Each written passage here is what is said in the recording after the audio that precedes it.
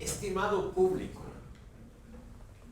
bienvenidos a otra sesión del módulo Filosofía Moderna 1. En la sesión anterior, muy rápida y escuetamente, hemos empezado el escepticismo moderno en la figura del filósofo y escritor francés Michel de Montaigne. Vamos a seguir con este autor y con su sucesor un siglo después, François de la Rochefoucauld, y si el tiempo alcanza vamos a entrar a los comienzos de la filosofía moderna alemana, en sucesión de la Reforma Protestante de 1517. Les he leído en la sesión anterior el famoso prólogo, que es filosóficamente lo más interesante de la obra filosófica de Montaigne, la más importante, que se llama simplemente Ensayos. Él, como les dije, creó el género. El género lleva el nombre de esta obra hasta el día de hoy. Por las dudas, el ensayo es un género que está a medio camino entre el tratado sistemático y el relato literario, generalmente de forma corta, de modo que se puede leer fácilmente, y todos estos moralistas han tratado de usar un idioma elegante, pero al mismo tiempo fácilmente accesible al gran público.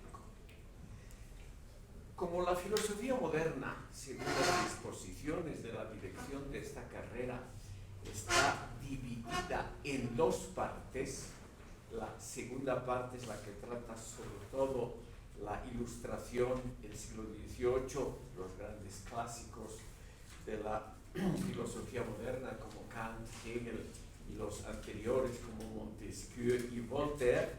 No podemos tratar a los dos otros grandes moralistas franceses del siglo XVIII, Chamfort y Voltaire, que caen totalmente dentro del curso de Filosofía Moderna 2.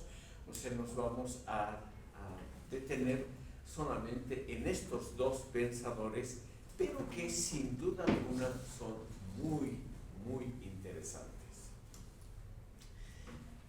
Quiero mencionarles o recordarles una sola frase del prólogo donde Montaigne, en forma orgullosa, o también puede interpretarse de forma modesta, dice: lector, este libro no tiene ninguna utilidad, lo escribí para llenar mis horas de angustia y ocio, yo soy la única materia de este libro y por lo tanto tú, lector, no deberías malgastar tu tiempo leyendo este texto que no te será de ninguna utilidad.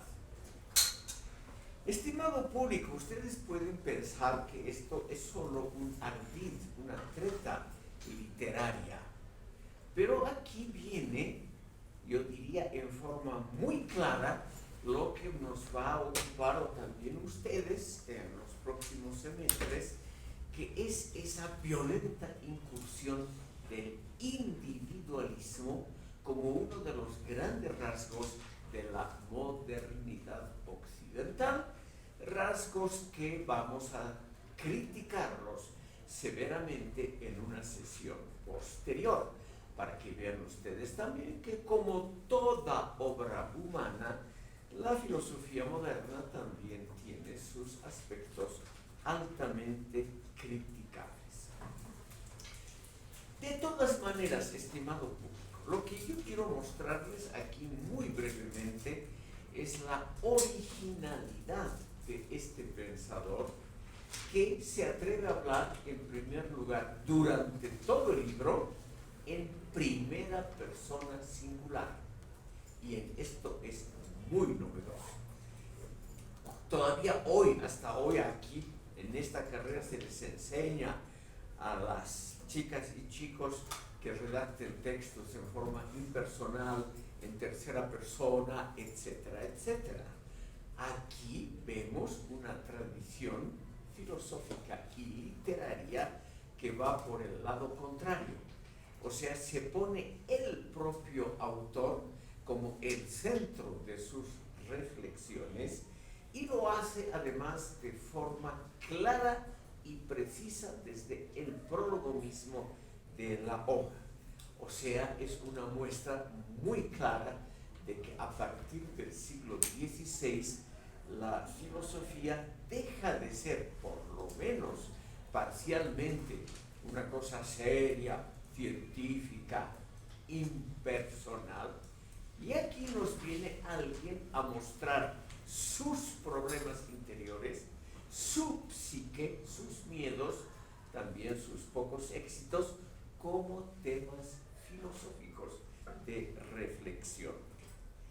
O sea, estimado público, aquí también viene algo que en esta carrera y en general en la Universidad Boliviana es un asunto poco estudiado hasta el siglo XX, hasta que aparecen los filósofos postmodernistas que aquí tienen una popularidad completamente asegurada, Foucault, Derrida, Lacan y compañía.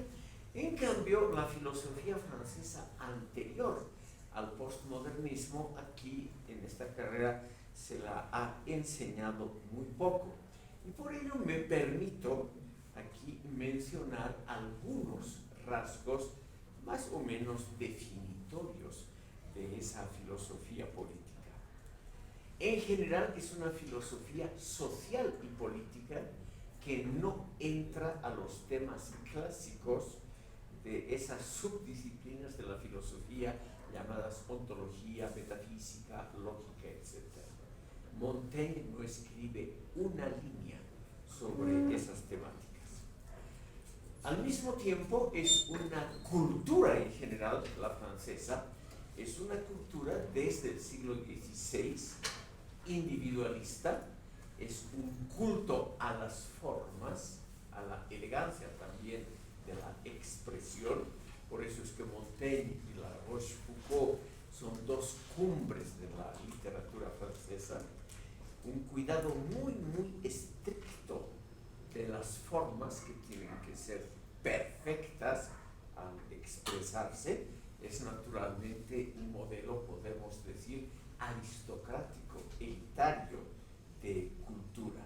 Pero al mismo tiempo, precisamente porque son obras destinadas a lectores cultos, no se los puede molestar con reflexiones muy sesudas de temas según Montaigne, La Rochefoucauld y Voltaire, temas aburridos como ontología, metafísica, esas cosas, sino que ellos dicen hay que preocuparse de los asuntos que atañen a la vida cotidiana de la gente, porque también la gente de los sectores elevados de la sociedad, también los privilegiados tienen problemas y también los privilegiados quieren aprender alguito, no mucho, alguito de filosofía. Entonces, ese estilo, a la vez elegante, pero muy simple, es lo que Montaigne llamaba la cortesía del autor con respecto al público lector. El público lector, eso vale para La Rochefoucauld y varios autores que vamos a tratar en las próximas sesiones, es un público que ya ha pasado generalmente por una universidad, aunque muchos de ellos no hayan completado estudios, pero es un público que le gusta más los temas generales, no tanto temas muy específicos, y obviamente no les gusta temas muy difíciles. A la gente rica, ustedes saben, les gusta ante todo y sobre todo dos elementos: el placer y el poder. La Rochefoucauld y Montaigne son dos personas que estuvieron muy cerca del poder y al mismo tiempo son gente que brinda una especie de placer intelectual, o sea, un placer espiritual a sus lectores. Por eso es que el modo general de expresarse de estos dos autores cuyos nombres y fechas vitales están en la pizarra, estos dos autores escriben más o menos en el mismo estilo. Es un estilo simple, pero al mismo tiempo distanciado. Es un estilo que trata de no tocar fibras emotivas internas profundas de los lectores. O sea, es una visión distanciada del mundo, sin mucho entusiasmo, la pasión, el entusiasmo, etc. Estimado público, aunque les parezca muy raro, porque aquí en el mundo andino la cosa es muy diferente, pero las pasiones son mal vistas también en los encuentros amorosos. El placer es una cosa, pero la pasión, sobre todo la pasión desmedida, la desmesura, la hybris en griego, eso tiene que ser evitado. Entonces, son textos que nos muestran evidentemente problemas, son textos que también se quejan de muchas cosas, por ejemplo del gobierno, del Estado, pero al mismo tiempo son textos que no van nunca al fondo de las cosas. Montaigne nunca criticó a los reyes a los cuales sirvió, y lo mismo La Rochefoucauld, cuya vida novelesca vamos a ver dentro de pocos instantes, pese a que él comandó ejércitos contra la corona francesa, contra el poder real, él nunca dijo nada negativo de sus soberanos. Así es como se ha desarrollado a partir justamente del siglo XVI, cuando París se convirtió en la capital cultural de Europa, no digo del mundo por las dudas, pero sin duda de Europa. Madrid nunca pudo tener ese rango y no había en esa época ninguna ciudad, por ejemplo alemana o británica, que le pudiera robar ese rango a París. Si alguien tenía dinero y quería divertirse espiritualmente, sin dejar claro los otros placeres a un lado, eso de ninguna manera, como hoy la gente iba a ese centro de la cultura y del placer, ambos elegantes. Y para atraer a esa gente, a esos lectores, no había naturalmente que decir cosas muy desagradables de los juicios. ¿Qué nos dice Voltaire en sus ensayos? Prefiero empezar de otra manera. Los ensayos, estimado público, están a propósito en total desorden. O sea, no hay un orden claro, sistemático, sino que los temas que él toca, la amistad, el amor, la vanidad, el arrepentimiento, la muerte, etc., son temas que son tratados en un, podemos decirlo, en un elegante desorden. Y dentro de cada ensayo se sigue el mismo sistema. No son textos sistemáticos, por ejemplo, sobre la amistad, sino son las ocurrencias que se le ocurren a Montaigne en el curso de reflexionar cómodamente en la torre de su castillo, a la cual él se refugiaba para no ser molestado por nadie, menos por la esposa. En esa torre, muy cómodamente, él reflexionaba y seguía un principio que Sigmund Freud lo ha desarrollado brillantemente, por eso está el nombre de él allí, el principio de la asociación libre de ideas, que es lo contrario del sistema sistemático que los alemanes van a cultivar poderosamente. En cambio, aquí todos los ensayos son, estimado público, de tono relativamente ligero, con muchas citas de autores clásicos, eso sí, pero son textos que pueden leerse de forma autónoma y pueden leerse también en trozos. Ningún ensayo tiene carácter sistemático. La filosofía, nos dice Montaigne, debe reducirse a una discusión limitada limitada de algunos temas. No todos los temas son igualmente buenos para la discusión filosófica. Y él va excluyendo algunos temas, abierta y claramente, temas como las matemáticas, las ciencias naturales, que empiezan a tener muchos éxitos. Es la época en que Copérnico definitivamente nos muestra que la Tierra es solo uno de los tantos planetas alrededor del Sol y que nosotros no somos el centro del universo, como lo creían casi todas las religiones. Es una filosofía, y esto es lo esencial, que parte del principio de la duda, del cuestionamiento, no de certezas.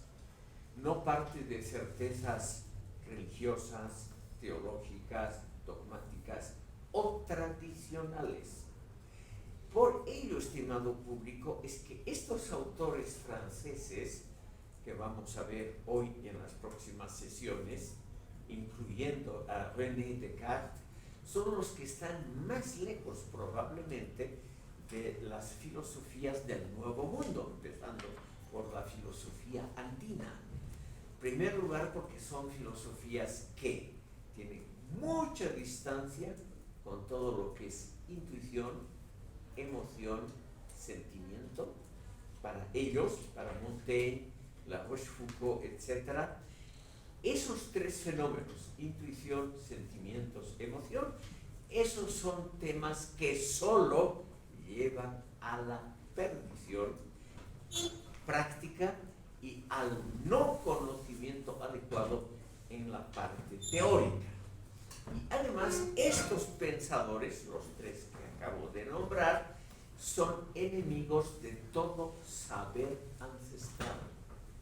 O sea, de toda teoría que tiene privilegios, que tiene autoridad, toda teoría que tiene algo que decirnos por el hecho de haber sido pensada antiguamente. Ellos quieren, en una palabra, empezar por la duda y no por certidumbres. Por eso es que estos autores nunca han sido muy populares aquí en América Latina. Reitero el punto central antes de darle la palabra. Creo que nunca he anotado el nombre de usted. Antes de darle la palabra aquí al Señor, reitero el punto central. No es que haya que descartar totalmente el mundo de las emociones, el mundo de las pasiones, etc. Pero ese mundo, ese ámbito, debe estar restringido a la vida íntima. Como dice claramente Montaigne, la cama es el mejor lugar para dar rienda suelta a las pasiones, pero no en el campo de la reflexión. Y menos todavía en la reflexión política. Ahí las emociones, etcétera, deberían estar simplemente excluidas. Tiene la palabra. Perdón, yo tengo una memoria malísima. ¿Cómo es su...? Jorge, don Jorge, por favor, adelante. Soy oyente. ¿Perdón? No, soy oyente. Sí, no lo anoto. Mi pregunta es un poco respecto a lo que menciona sobre esta distancia de la emoción, las pasiones, los sentimientos. Sí. ¿Hay algún filósofo, digamos, de la misma época que puede ser como lo contrario? Porque quiero un poco mejor entender. Mencionó antes, por ejemplo, de que aplican mucho el principio de la asociación libre de ideas. Sí. Y eso me parece que sigue la intuición un poco, pero también dijo que toman distancia de la intuición. Y eso me parece interesante. ¿A qué se refiere más o menos? Don Jorge, una pregunta muy interesante. Montaigne y La Rochefoucauld son partidarios de la asociación libre de ideas, pero una asociación controlada por la razón. O sea, cuando uno está como en la torre de su castillo, en la ciudad que se llama todavía hoy Montaigne, cuando Montaigne estaba en su torre, él obviamente tenía algunas ocurrencias que tenían que ver con la intuición. Él las controlaba inmediatamente. O sea, La asociación libre de ideas tiene que ser sobre todo una asociación de reflexiones morales, políticas, etcétera, pero no tanto cosas que salen de la pasión. Montaigne vivió sobre todo en su edad adulta esos 30 y tantos años que duraron las guerras civiles en Francia, las llamadas guerras de la religión, entre 1562 y 1598, o sea, un periodo larguísimo de guerras excepcionalmente brutales.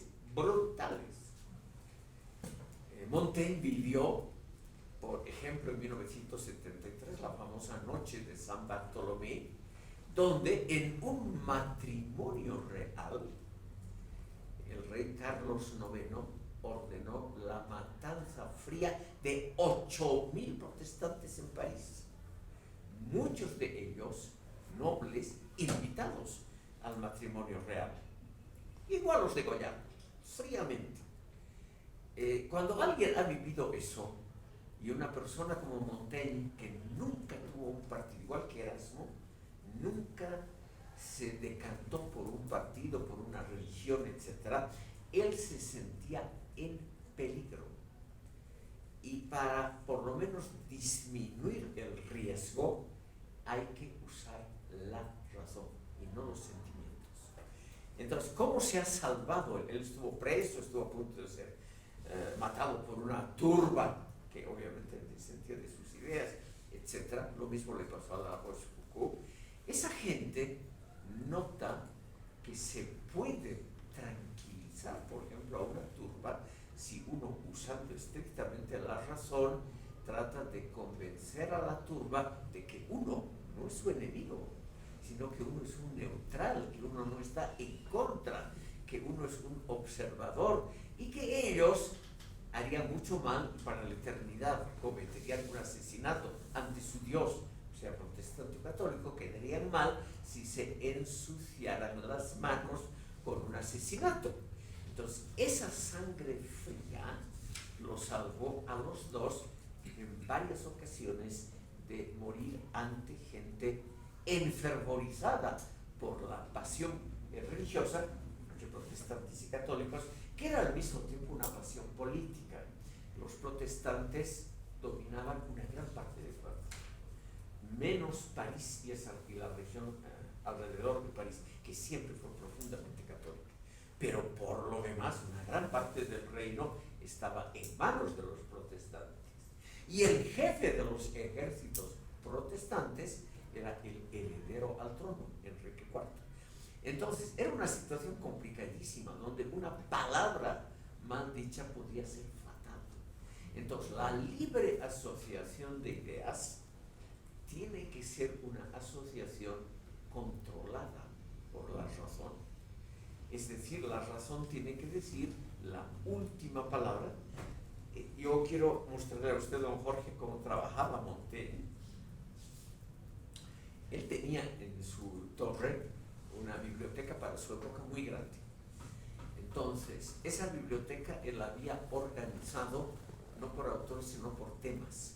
Y tenía lo que ahora llamamos fichas bibliográficas muy bien hechas, de modo que si él se encontraba, por ejemplo, tema asesinato político, en la ficha estaba en qué libro de un autor clásico se trataba el tema del asesinato político.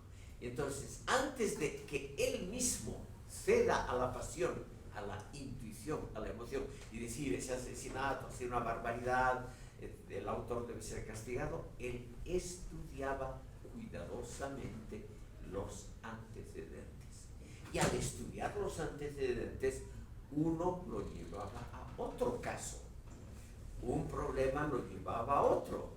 Y él ha escrito todos los ensayos con esa libre asociación de ideas, de modo que no son de ninguna manera tratados sistemáticos. En el más famoso de todos los ensayos, que es el ensayo sobre la amistad, en el fondo hay muy poco sobre la amistad. Es lo que él va encontrando de interesante en autores clásicos anteriores. en sus favoritos, Plutarco, Séneca, Sexto Empírico, aquí he puesto el nombre porque él es el que ha revitalizado el escepticismo clásico, y la obra más famosa es la que vamos a ver, la de Sexto Empírico. Entonces, la base, ¿cuál es, estimado público? Es algo que no gusta, y menos en una cultura como la andina, que es una cultura que le gusta las certidumbres, que sean cosas claras, el imperialismo es el culpable de todos nuestros males, cosas así. O sea, uno ya parte de certezas. En cambio, aquí es un pensamiento que nos dice precisamente las certidumbres más profundas que tengas, los sentimientos más entrañables que tengas, esos tienes que ponerlos en duda.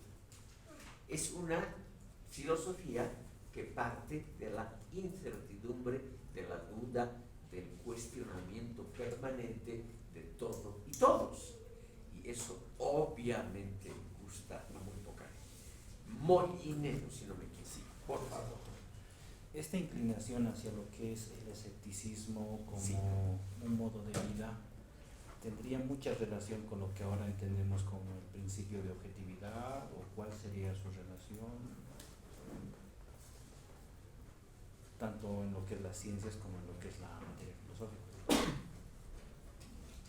Tiene, digamos, algunos puntos de conjunción, porque la objetividad en general trata de dudar de opiniones subjetivas y más bien afianzarse en la observación de cosas de las cuales ya en el fondo no se pueden dudar porque han sido investigadas muy a fondo, probadas, registradas muy a fondo. Entonces, por lo menos ahí hay la idea de que la objetividad es uno de los elementos importantes como meta de esa duda sistemática. Ahora bien, lo importante, estimado público, es que el vivir con la duda sistemática, el pensar que nos podemos equivocar a cada momento, eso no gusta. Imagínense ustedes un líder político que dude de su programa, de sus ideas. Imposible. Precisamente un líder político tiene que ser un tipo que dé certidumbres, seguridades a los otros. Si ustedes se van a dedicar a la política, nunca empiecen con dudas, porque eso no gusta a la población. La inmensa masa de la población, sigo aquí estrictamente a Montaigne, la inmensa masa es ingenua, en grado sumo. Y a los ingenuos les gusta, como a los niños, porque son infantiles como los niños, a los ingenuos les gusta seguridades, certidumbres. Entonces, cuando hagan ustedes una campaña política, y lo animo a ustedes que se dediquen a la política, como también lo hacía Montaigne, yo les recomiendo que en reuniones con público al que tratan de ganar, ustedes nunca actúen así, o sea, mostrando dudas, incertidumbres, nunca digan al público, hay que dudar de sus principios más entrañables, ni en broma. Ustedes más bien les repiten certidumbres, certezas sobre el propio programa, sobre la propia acción futura, etcétera, etcétera, que es lo que la gente quiere escuchar. Montaigne en un punto tuvo razón. Este es su programa del escepticismo, es un programa para los pocos inteligentes que hay en el mundo. No es un programa para las masas. Creo que usted quiere estar. Gómez. Escepticismo y relativismo. Podríamos decir que escepticismo no es lo mismo que relativismo. Se parece mucho. Pero uno considera que existe la verdad y el otro no. El relativismo, si lo vamos yendo muy al fondo, cree que todo es relativo, es decir, que depende del contexto y que por lo tanto no hay verdades absolutas. Por tanto, no hay una verdad Sí, absoluta. no hay. Pero los escépticos, vamos a ver al final de esta sesión, les voy a leer brevemente algo sobre Sexto Empírico, ese autor que Montaigne salvó del olvido. Sexto Empírico fue un autor de la época clásica romana, era un griego que vivía en Roma y que en el siglo II después de Cristo escribió el gran tratado sistemático sobre el escepticismo, que se llama el escepticismo pirrónico. Vamos a ver muy brevemente el contenido de este libro, justamente salvado del olvido por Montaigne, quien a su posta lo editó, etcétera, etcétera. Y ahí hay algo que el señor Gómez señala claramente: hay la discusión sobre las relaciones entre lo relativo, lo seguro, lo probable, lo posible. Todas esas posibilidades las vamos a ver en esta sesión, al finalizar Montaigne y La Rochefoucauld. ¿Salas? La filosofía del escepticismo se ha manifestado de alguna manera en el arte. Menos. Es una cosa que se ha manifestado en filosofía, un poco en literatura, en música no se puede, en arte casi nada.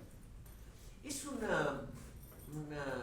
digamos, una ideología sobre todo para pensadores, y según Montaigne debería ser para políticos, pero eso es altamente probable, altamente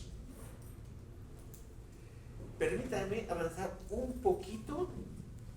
La pregunta fundamental de Montaigne, que es la que ha dado además el nombre a la editorial y a una colección de obras filosóficas más famosa en Francia, es la colección, mejor dicho, es la frase ¿qué sé yo?, con signos de interrogación.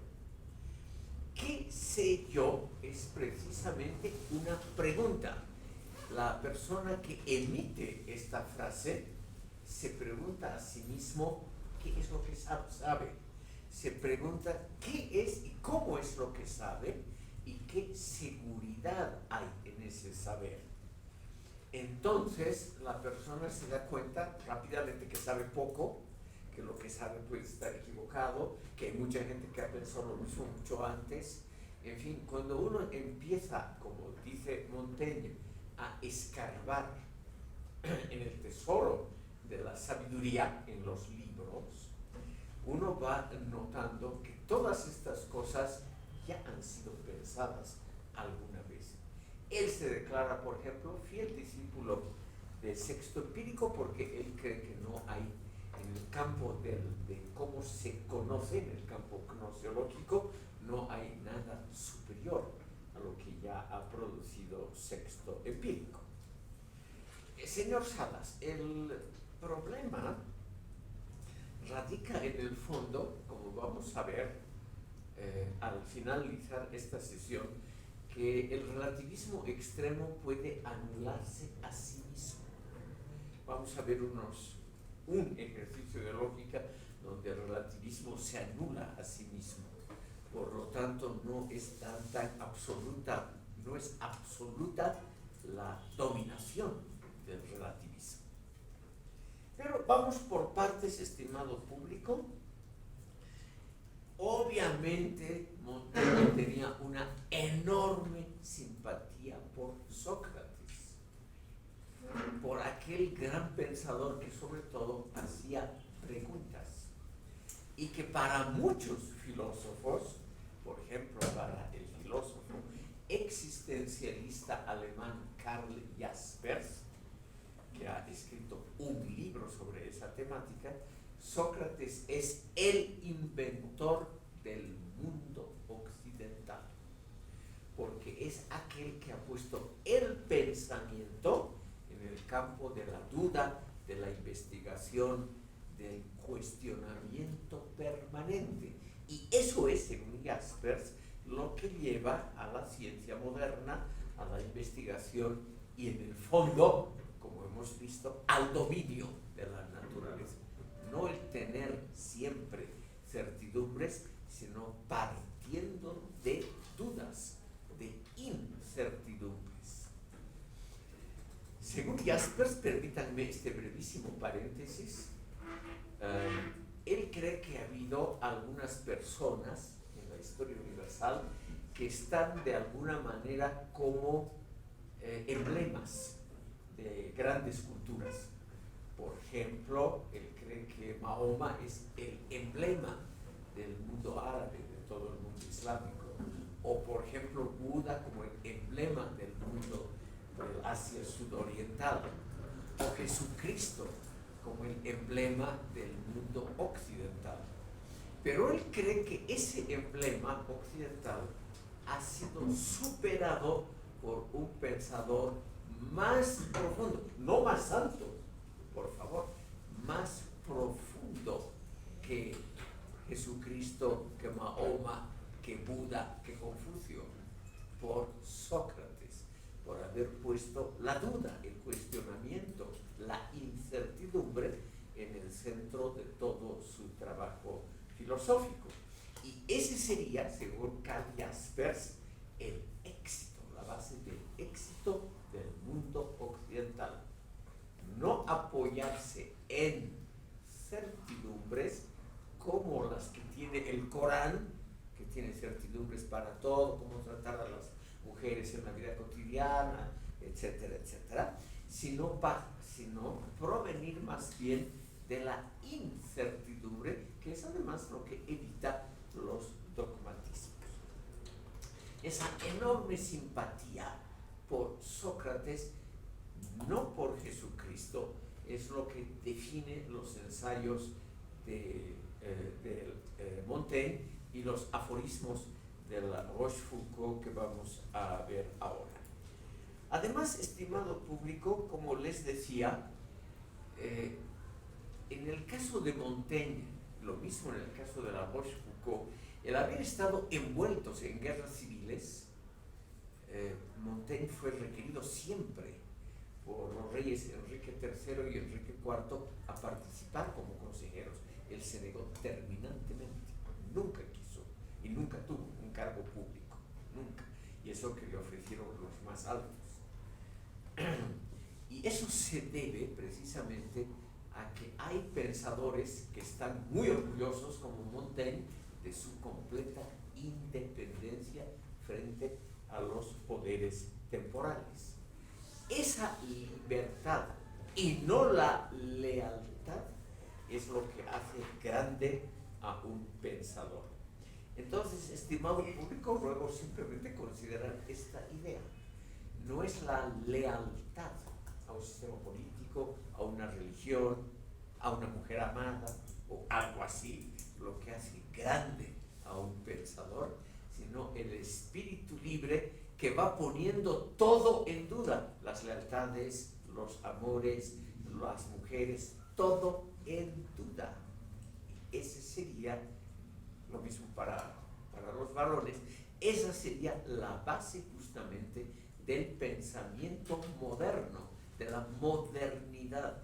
¿En qué se diferencia? Él lo notó, que con él empezaba, con él y con Erasmo, empezaba una nueva forma de ver el mundo, una nueva filosofía. De eso estaba extremadamente orgulloso Montaigne. Y esa filosofía no estaba basada en lealtades, en fidelidad, que son virtudes muy notables, obviamente. La Iglesia Católica las ha repetido hasta la saciedad, sino en la incertidumbre, la duda, el cuestionamiento, el preguntarse cada momento si uno está realmente en la senda más o menos correcta y si esa senda requiere de rectificaciones constantes. A un cristiano, a un católico creyente ortodoxo no se le puede decir eso, porque un creyente dice: aquí está la verdad de los evangelios, el Papa es infalible al interpretar el dogma, infalible. Hasta hoy un buen católico tiene que creer en la infalibilidad del sumo pontífice. En cambio aquí, en esa época tan temprana, cuando había el peligro, estimado público, de que uno lo manden a la hoguera muy fácilmente, aquí hay que, lo que yo quisiera subrayar, la valentía de este pensador, que dice: la fidelidad no es la virtud suprema. La virtud suprema es saber ponerse en duda, es cuestionarse a uno mismo sus leyes, sus tradiciones, el sentido común que uno arrastra desde la infancia, etcétera, etcétera. Suena muy duro, yo sé, suena muy impopular, pero es bueno, estimado público, que ustedes escuchen también estas opiniones un poquito divergentes de las tradiciones profundas que también se han desarrollado aquí en el mundo andino. Señor Moliner. Bueno, la pregunta es, ¿habrá rasgos entonces en este pensamiento de ¿qué le llaman? El pensamiento crítico como tal? Sí, sí, sí. Ahí son los inicios entonces. Ya.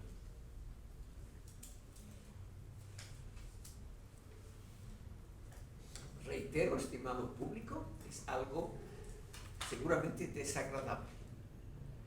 Escuchar que no es la fidelidad a las tradiciones, etcétera, sino el ponerse uno mismo permanentemente en cuestionamiento la base del pensamiento moderno, la base además del éxito que ha tenido la ciencia como investigación.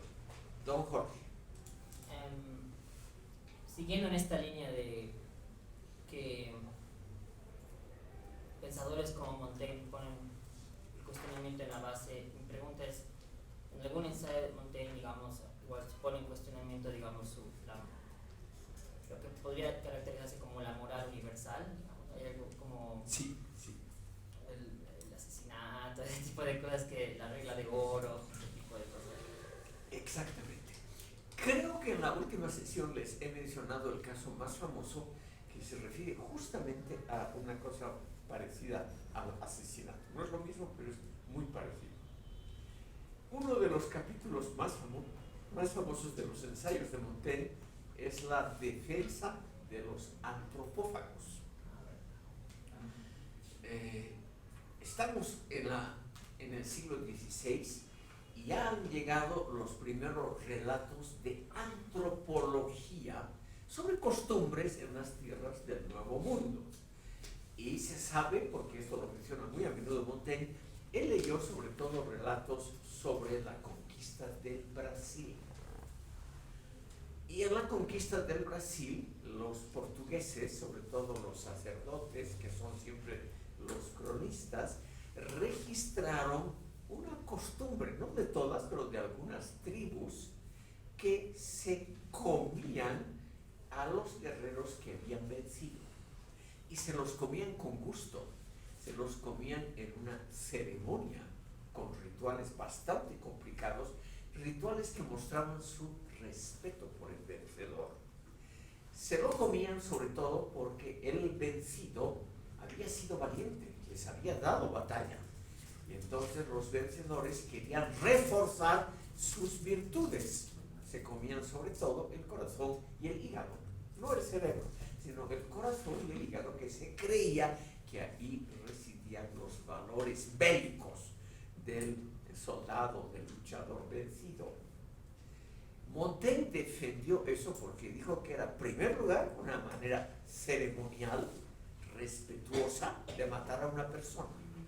Comérsela es simplemente mostrar que es muy valioso. Nadie come algo que no sea valioso, importante, de buen sabor, ¿no es cierto? Las artes culinarias no estaban muy desarrolladas, pero para el llamado festín de los vencedores se los asaba a los vencidos y se los adobaba, es decir, se los condimentaba muy cuidadosamente durante horas para que esa carne sea muy rica.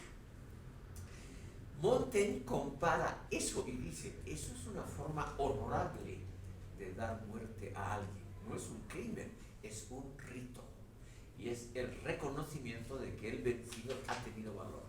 En cambio, él dice, ¿qué hacen nuestros franceses y alemanes en las guerras de la religión? Matan mujeres, matan niños solo por el placer de ver correr la sangre del que piensa de forma diferente. Ni siquiera entierran a sus víctimas.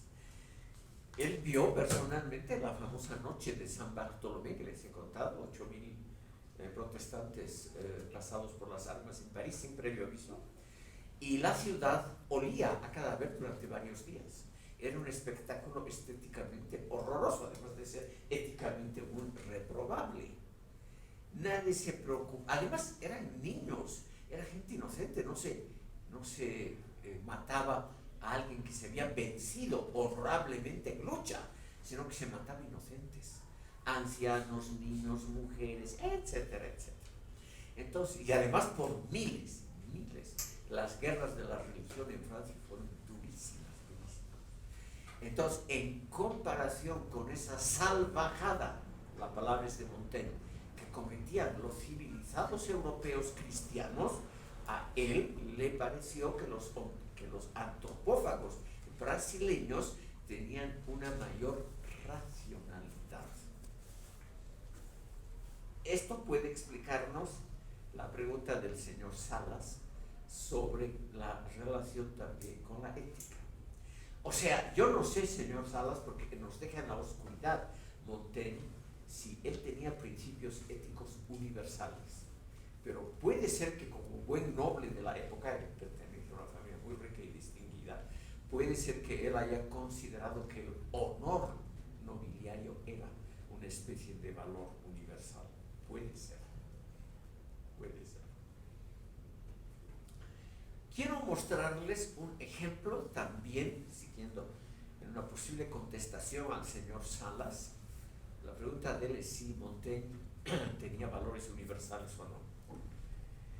Él tuvo un íntimo amigo en la vida a quien él dedicó justamente ese ensayo central, el más famoso de su libro, que se llamaba Etienne de la Boétie. Por las dudas, estimado público, he puesto su nombre ahí. Y este Etienne de la Boétie tuvo la mala ocurrencia de morirse muy joven. Le dio lo que ahora se curaría con un simple antibiótico, le dio una infección y se murió muy joven. Entonces, ¿qué hizo Montaigne? Y aquí evidentemente él, para contestar a Salas, él realmente tenía algunos principios universales que él respetaba. Por ejemplo, la amistad. En el momento de morir, Etienne de la Boétie le recomendó que publique sus obras, sobre todo su libro principal, que se llama Discurso de la servidumbre voluntaria de los humanos, lo cual hizo Montaigne. Él tenía el único ejemplar. O sea, la obra esta se ha salvado gracias a la labor de Montaigne.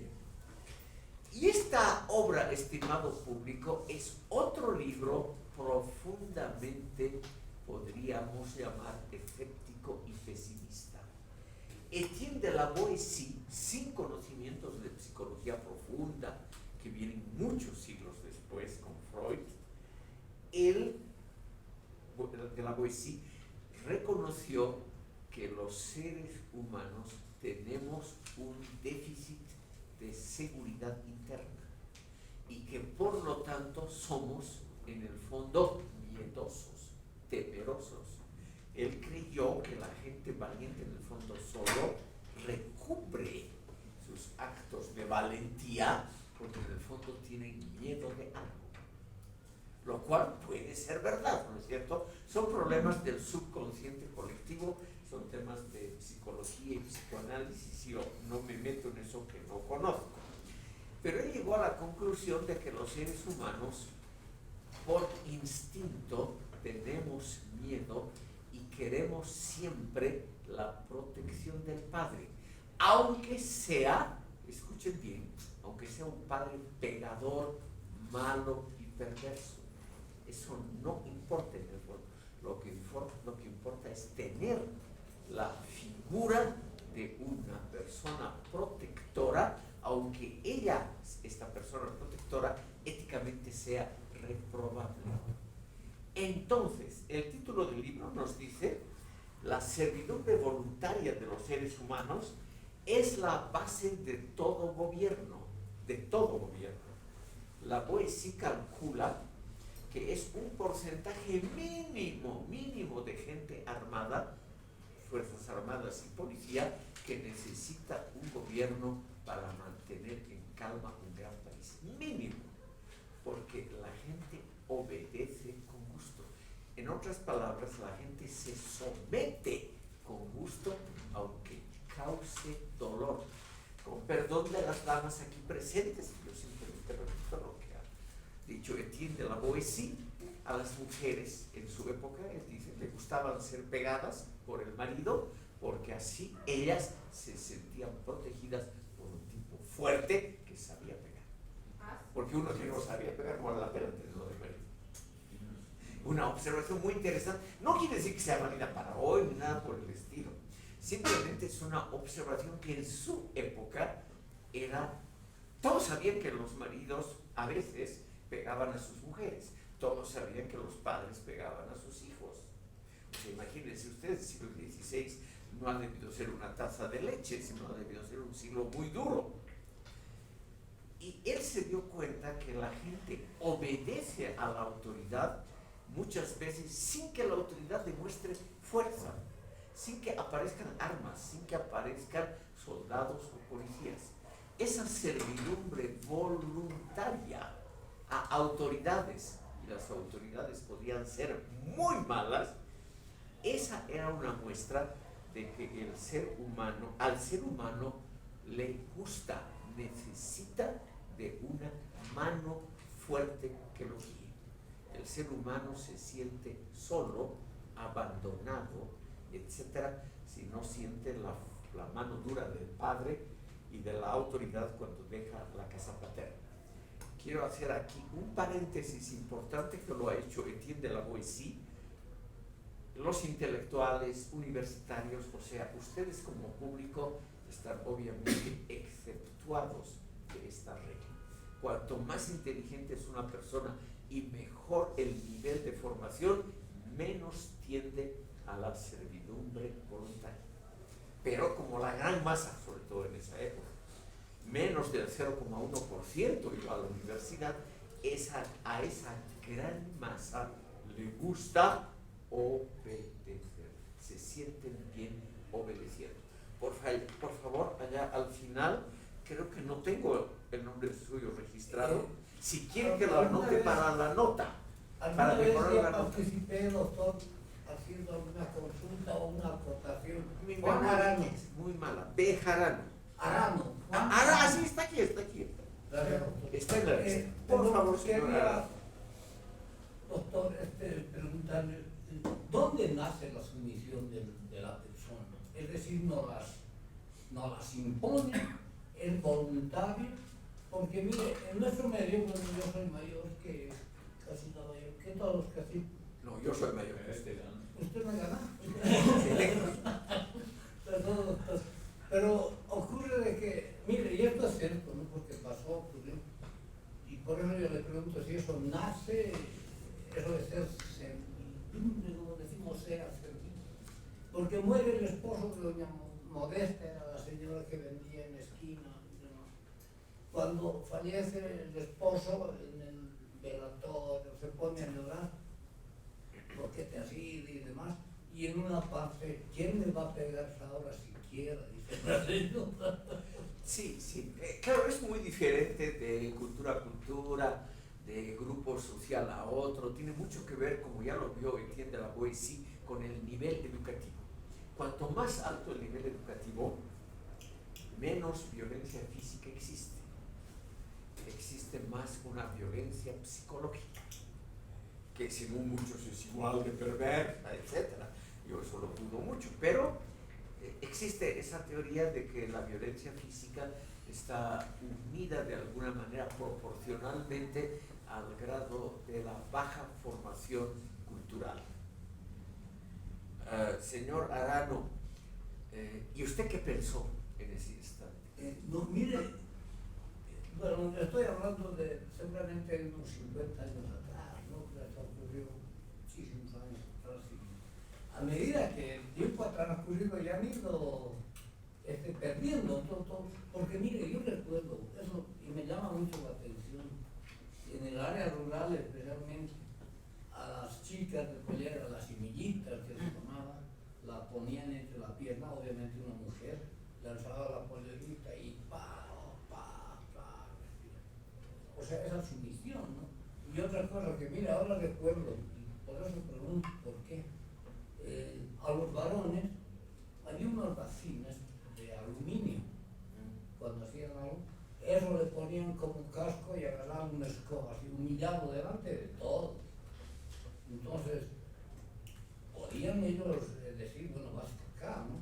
Entonces, por eso es que yo pensé que era algo que, creo que en nuestro medio, con el colonialismo y demás, nos han obligado a que estemos sometidos a, bueno, a quien maneja, y actualmente creo que nos somete de la misma manera, pero eso no es algo interno de uno mismo, no nace. No sé, señor Arano, mis conocimientos de psicología son iguales a cero.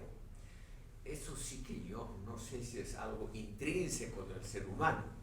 Yo, claro, desearía pensar que es una cosa social que viene de afuera y que en el fondo de nuestro espíritu nosotros somos libres y buenos. Pero no sé yo, porque lo poco que sé de Freud es que el ser humano es perverso, intrínsecamente malo. Y eso es también la idea de Maquiavelo, Hobbes y muchos pensadores, algunos de los cuales los vamos a ver aquí. Entonces, esa idea de que el ser humano en el fondo, que al ser humano en el fondo le gusta ser humillado, porque se siente seguro, siente que hay principios éticos más o menos razonables, esa idea está por lo menos en muchos sectores sociales profundamente arraigada. Yo supongo que con una mejor educación eso va a desaparecer, pero en la época de Montaigne eso era la vida de todos los días, él mismo cuenta cómo él que realizó un amplio viaje por Alemania, Italia, Suiza, etc. Y él, como buen observador, él relató costumbres y él vio que todos los pueblos tenían la misma forma de domar a los chicos y chicas. Es decir, la misma forma de hacerles sentir la superioridad del adulto, en gran parte mediante violencia, y que cuando los chicos llegaban a la edad adulta, repetían al pie de la letra el mismo comportamiento social. Señor Arano, es muy triste, pero así nomás es nuestra humanidad. Gracias, doctor. A usted. Ustedes se pueden preguntar, ¿por qué tenemos que escuchar esta aburrida perorata sobre Montaigne? Porque no es precisamente un filósofo, no ha escrito sobre ontología, dialéctica, lógica, metafísica. ¿Por qué tenemos que perder una clase escuchando en el fondo a un literato con pretensiones filosóficas, pero literato al fin y al cabo? Y yo quiero mostrarles lo que él mismo previendo contestó. Él dirigió sus esfuerzos intelectuales a la formación y difusión de una conciencia individual crítica, o sea, que no se haga dictar sus principios morales, sus ideas políticas, su religión por otros, sino que uno mismo debe conseguir situarse en el mundo. O sea, uno mismo tiene que construirse su propia ideología, diríamos hoy, su propia filosofía. Y eso, claro, es una labor que no termina nunca. Montaigne mismo dijo, yo me estoy formando hasta el día en que murió. O sea, es una labor que dura toda la vida. Vamos a ver que Montaigne es el eslabón principal para uno de los próximos autores, que va a ser René Descartes y el racionalismo clásico. Así como Descartes lo hizo con el sujeto cognoscitivo autónomo, también basado en la duda, Montaigne creyó que mediante la duda más o menos literaria, en base a ejemplos generalmente de literatura, uno podía aprender cuáles son las flaquezas internas que uno tiene.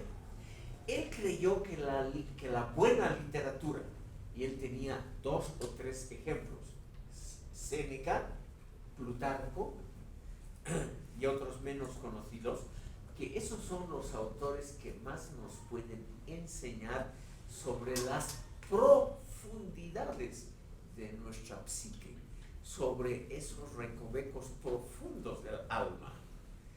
Él tenía muy poca simpatía por la teología y por los representantes de la Iglesia Católica, pero él hizo una salvedad con San Agustín, porque San Agustín es el primer pensador que nos dice el alma humana no es compacta, no está hecha de un solo molde, sino que el alma humana tiene sótanos, tiene corredores lúgubres, tiene estancias donde brilla el sol de la razón, pero también tiene cuartos malorientes donde están nuestras intuiciones, sentimientos, emociones más profundos que generalmente son de carácter turbio. Entonces, San Agustín aparece aquí como el descubridor de lo que Sigmund Freud posteriormente llama el subconsciente, el preconsciente, las diferentes capas de la conciencia, que entre sí no se conocen. Montaigne es uno de los primeros en haber dicho eso. La conciencia nuestra es compleja, no es unitaria, es altamente contradictoria y unas partes de nuestra conciencia ignoran lo que hace la otra parte. Por ejemplo, a veces uno en un rapto de rabia, uno mata a alguien, por ejemplo a la mujer infiel, y en el fondo es un tipo de una vida, digamos, impecable, ha sido siempre un hombre muy bueno, pero ha tenido un momento en que esa parte del subconsciente le ha ganado. Entonces, Montaigne, siguiendo a San Agustín, nos muestra que el alma humana es algo complejo, no es algo simple. Y tenemos todos nosotros capas misteriosas, profundas y, por qué no decirlo, llenas de suciedad. Señor Paz. Doctor, la diferencia del estilo de Montaigne respecto a Bacon y a la tradición alemana, yo quería consultarle si podemos hacer alguna especie de derivación a la actualidad en relación al estilo francés de hacer filosofía y al estilo alemán y al inglés. ¿Será que Montaigne ha marcado tanto la tradición francesa? Sí, sí. No todos los autores, obviamente siempre hay excepciones, pero la tradición francesa es una tradición que, digamos, otorga un cierto valor importante a la elegancia, a las formas sublimes. Por eso tal vez ustedes han escuchado hablar de la cocina francesa, que tiene fama mundial. Es decir, una cocina extremadamente refinada. Esa tendencia al refinamiento, eso evidentemente pertenece también a los filósofos franceses, por lo menos hasta el siglo XIX. Después lo que ha venido ya es otra cosa, pero por lo menos hasta el siglo XIX ha habido esa muy fuerte tendencia a la elegancia. Con respecto a la tradición alemana, lo que yo le puedo decir es algo, me voy a pasar para contestarle al señor Paz, en Hannah Arendt. Hannah Arendt cree que la cultura francesa, la cultura alemana y la civilización francesa representan dos polos diferentes de cómo se hacen cosas en el marco de la filosofía, en el marco de la intelectualidad. La cultura francesa, según Hannah Arendt, la civilización francesa sería brillante, pero superficial. Y la cultura alemana sería aburrida, sistemática, pero profunda. Y créame, señor Paz, que esta diferencia todavía yo creo que es relativamente popular. Yo estudié en Alemania y yo, de boca de profesores totalmente diferentes entre sí, algunos eran de tendencias socialdemócratas, otros eran marxistas, otros eran religiosos conservadores, había de todo. Pero todos unánimemente creían, como Hannah Arendt, que la cultura alemana podía ser aburrida, pero que era sistemática y profunda. Y en cambio la civilización francesa, brillante, elegante, pero frívola, es algo que está muy marcada, digamos, lo que podríamos llamar la conciencia popular intelectual. Esa diferencia. ¿Perdón? No necesariamente, sino es una forma de ver la vida en general. No está, porque el Zeitgeist que menciona el señor Gómez es el espíritu del tiempo que está ligado a épocas temporales que se van unas a otras suplantando. En cambio aquí es algo que ha perdurado hasta hoy. Francia todavía es el país que vende mucho con perfumes, cosméticos, es una parte importante de sus exportaciones, las cosas elegantes, los accesorios de finas marcas, la prostitución muy fina también, eso hay que decirlo, es extraordinariamente interesante el grado de refinamiento que puede tener eso, ¿no? Que es una de las formas donde se demuestra simplemente el grado de cultivo de la humanidad. Eso los franceses no hay duda que lo han reforzado muy profundamente y han tenido la suerte en la historia, digamos, de los últimos 600, 800 años, han tenido la suerte de ser un Estado unitario relativamente sólido hasta la Revolución Francesa, la primera potencia en Europa, el ejército más grande, con Napoleón casi dominan el mundo y ellos todavía creen en parte que ellos están llamados a dominar intelectualmente al resto del mundo. Todavía. Yo les recomiendo, chicos, una lectura que no es filosófica, pero que aclara algunas de estas cosas. Ustedes han oído hablar probablemente de Che Guevara y de un intérprete de él, Régis Debray, quien escribió la obra que se llama La Revolución dentro de la Revolución, que era como el manual de los guerrilleros, el manual del foquismo, de la tendencia justamente guevarista, de cómo hacer la guerra popular.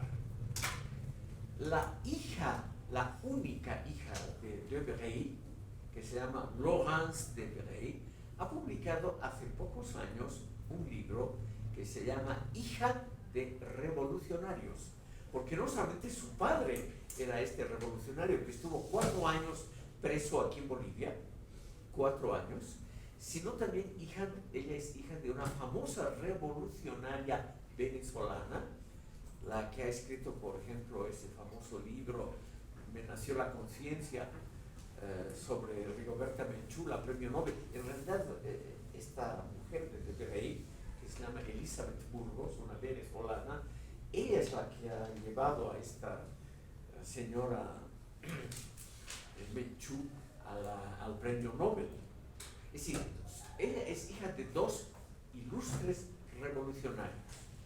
Y ella ha escrito esta obra que se llama Hija de Revolucionarios, donde ella se hace precisamente la burla de la pretensión actual todavía de los jóvenes intelectuales franceses de querer dar una lección al mundo, como ha sido seguramente todavía en las últimas décadas el caso de Lacan, Foucault, etc.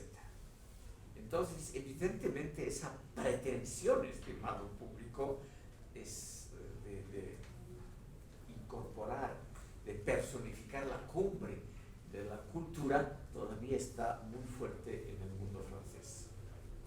Señor Salas.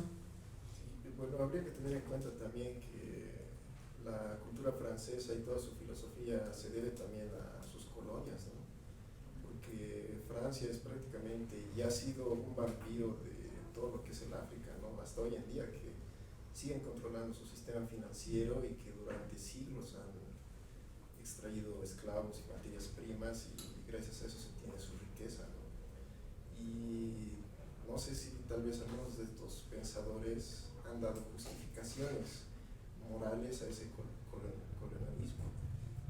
Bueno, como estamos en el siglo XVI-XVII, en esa época Francia no tenía ninguna colonia fuera de su propio territorio. Todavía no había conquistado territorios en África, en Oceanía, etcétera, etcétera. Una de las colonias francesas más grandes por el número de población ha sido la Indochina francesa, que comprendía lo que hoy es Vietnam, Laos y Camboya, 3 países relativamente poderosos, sobre todo Vietnam. Eso fue durante muchísimo tiempo una colonia francesa. Estos pensadores no hablan de esos temas porque simplemente no era un tema en esa época, no habían colonias francesas.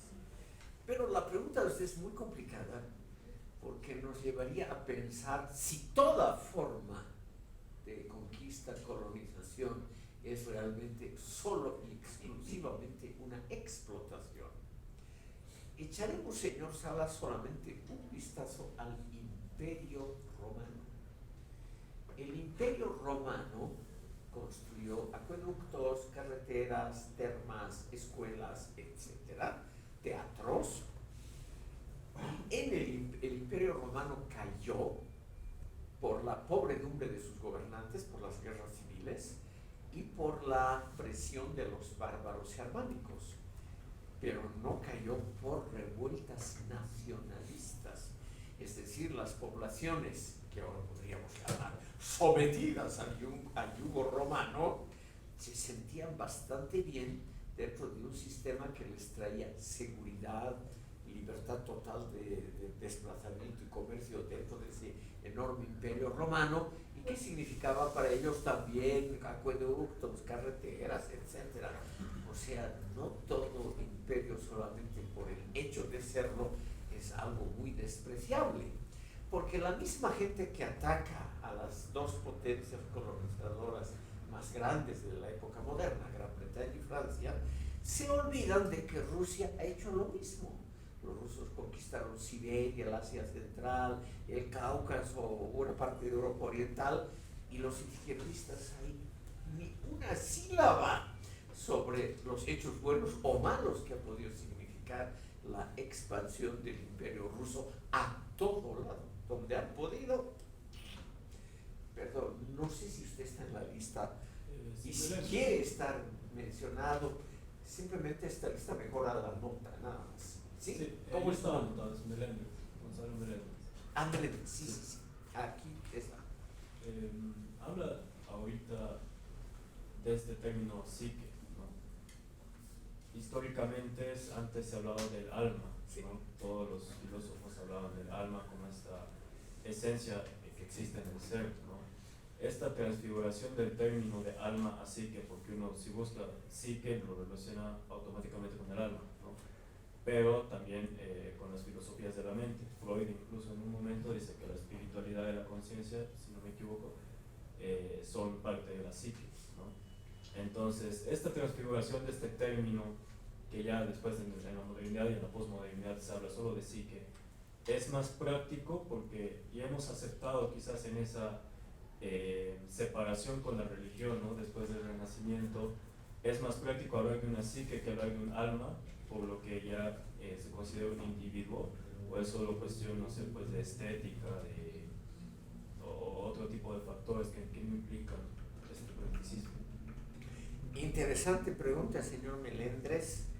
Como no soy experto en esos temas, no le puedo responder adecuadamente, pero yo le diría que el término psique actualmente es algo más amplio que alma, porque incluye, por ejemplo, en la psicología profunda de Freud, incluye esas bases, esas cárceles, esos corredores malorientes de nuestra conciencia, que seguramente nadie los consideraría parte del alma, porque el alma, con la palabra, siempre está asociado a algo noble, a algo espiritual, a algo no material. En cambio, lo que produce en algunas partes de la psique, ese conjunto de banalidades y cochinadas, es muy difícil que la asociemos con el alma, pero probablemente el origen de ambas palabras es la misma. Aristóteles es uno de los primeros que ha hablado sistemáticamente sobre ese tema. Y la obra de Aristóteles, que es sobre la psique en griego, en latín se ha traducido como de anima, que es el alma en español. Entonces, en la época clásica, seguramente eran vocablos intercambiables. En griego psyche y en latín anima seguramente eran completamente intercambiables. Terminaremos, estimado público, con Montaigne.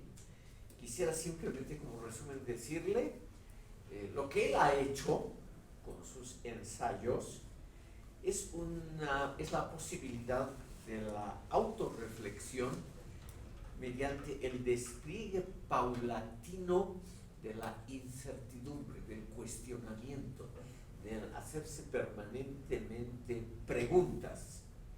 Ese yo interno, ese yo profundo, que la conciencia misma va descubriendo. Montaigne se autodescubre a sí mismo. Según él, es la única instancia que se puede tomar realmente en cuenta para comprender la especificidad de los seres humanos. Nosotros seríamos algo diferente a los animales, etcétera, porque tenemos ese yo interno y esa capacidad, por ejemplo, de enojarnos, de sentir injusticias, de luchar por un mundo más justo, etcétera, etcétera. Entonces es interesante esto porque Montaigne, que no es de ninguna manera un pensador muy original, no es, pero es una persona cuya obra realmente es consultada por filósofos posteriores por la riqueza de la asociación de ideas. En eso Montaigne realmente ha sido genial.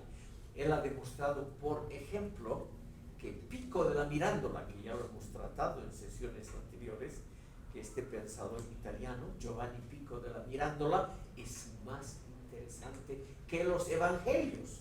Y decir eso en el siglo XVI, para eso se necesitaba realmente valentía.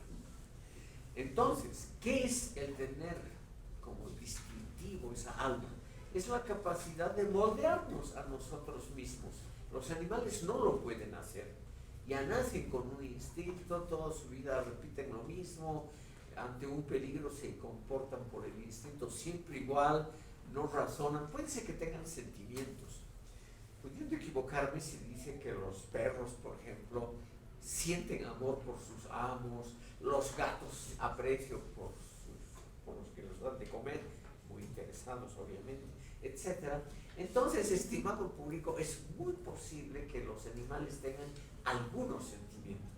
Pero Montaigne, que es el primero que ha hablado de la dignidad de los animales, el primer ecologista, podríamos decir, ahora está muy bien visto por eso, el primer ecologista.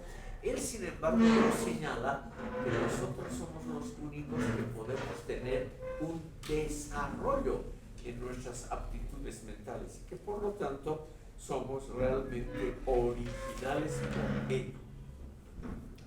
Entonces, estimado público, quiero mostrarles antes de la pausa un último detalle que podríamos ver como algo negativo en la visión de Montaigne. Él era en el fondo una persona conservadora y él creyó, como él vivió las guerras de la religión y notó que la administración en los territorios protestantes era tan mala como los católicos, él notó que los intentos de mejorar el mundo, los intentos revolucionarios, en el fondo no mejoraban sustancialmente al ser humano.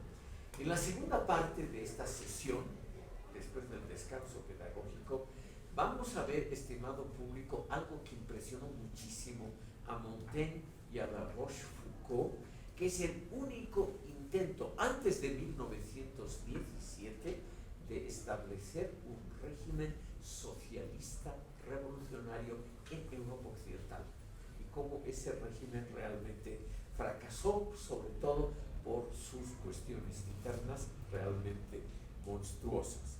Entonces, él dijo claramente la visión revolucionaria de los protestantes no garantiza la mejoría de la sociedad. Las leyes que se han dado a los países protestantes, que ya había varios en esa época, no son mejores que las católicas, y por lo tanto un hombre sabio, y este es el consejo que él da a sus lectores, un consejo muy conservador, él dice: hay que obedecer las leyes no porque sean buenas, y hay que obedecer a los gobernantes no porque sean inteligentes, sabios, bondadosos, sino simplemente porque son los gobernantes, porque son las leyes que rigen en un cierto momento. Las leyes, dice él, son generalmente un conjunto de arbitrariedades irracionales. Arbitrariedades irracionales. Y los gobernantes, los que hacen las leyes, los legisladores, son generalmente violentos, torpes y tontos. Todo eso dice él de los legisladores y los gobernantes. Pero hay que, o lo dice él, el mal menor es obedecer a las leyes que rigen en un momento y a los gobernantes que nos gobiernan, porque la alternativa sería el caos, la guerra de todos contra todos, y eso sería peor. Entonces, él nos da ese consejo conservador: hay que someterse a las leyes en un momento o al gobernante, no porque sean buenos, sino simplemente porque son las que rigen en ese instante, y porque la alternativa, el caos, sería realmente lo más grave. Entonces, aquí podemos concluir, estimado público, Montaigne realmente fue un renovador en el sentido de que es un personaje, como lo han notado ustedes por sus propias participaciones, que incita a pensar, y eso ha sido posiblemente su máximo aporte. Ahora aquí hacemos ese modesto descanso pedagógico de unos minutos.